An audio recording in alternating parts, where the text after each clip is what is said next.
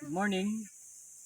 Today magtatanim tayo ng kamuting baging, no? So nakahingi tayo sa kapitbahay natin ng ilang kamuting baging dahil dati marami tayong kamuting baging, but unfortunately kinain ng kambing. So naubos. Kaya ngayon nakahingi ulit tayo, konti lang. And papakita ko kung paano nagtanim ng kamuting baging. So basically, tanggalin mo yung damo and then cultivate mo lang ng konti para mabuwagag yung lupa. Well, ang lupa natin napakaganda. Sandy loam. Ayun, napakalambot. Tingnan mo. Ay, napakalambot to. Buhangin, putik lupa. So, ganyan. Tapos, since konti lang yung tanim natin, supposedly dapat ganyan. Dapat ganyan. Dalawa.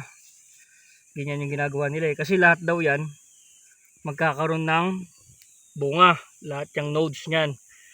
Pero dahil konti lang yung punla natin, dito lang tayo sa gitna.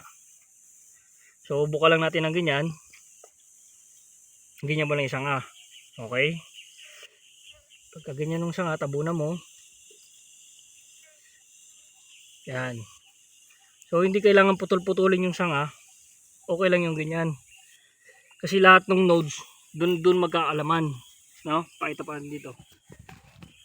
So pwede rin namang dalawa. Pakita natin yung isang method.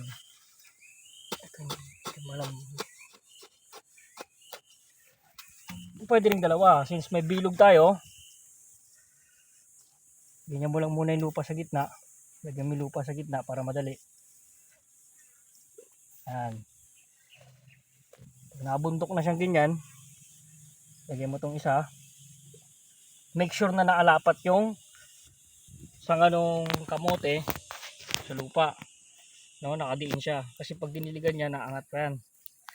Lulubog yung lupa, angat yung sanga. Tapos, itong isa, dito naman siya.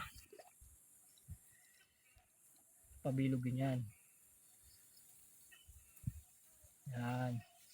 So, yung diameter ng butas mo, doon mo lang lagyan. Dito sa gitna, pwede naman yung may butas. Pwede ka dyan magdilig. Pwede ka dyan maglagay ng fertilizer para lahat sila makakakuha. So, ganoon lang kasimple magtanim ng kamuting baging. Susunod natin, pag nakahingi tayo ng kamuting kahoy na may tatanim natin.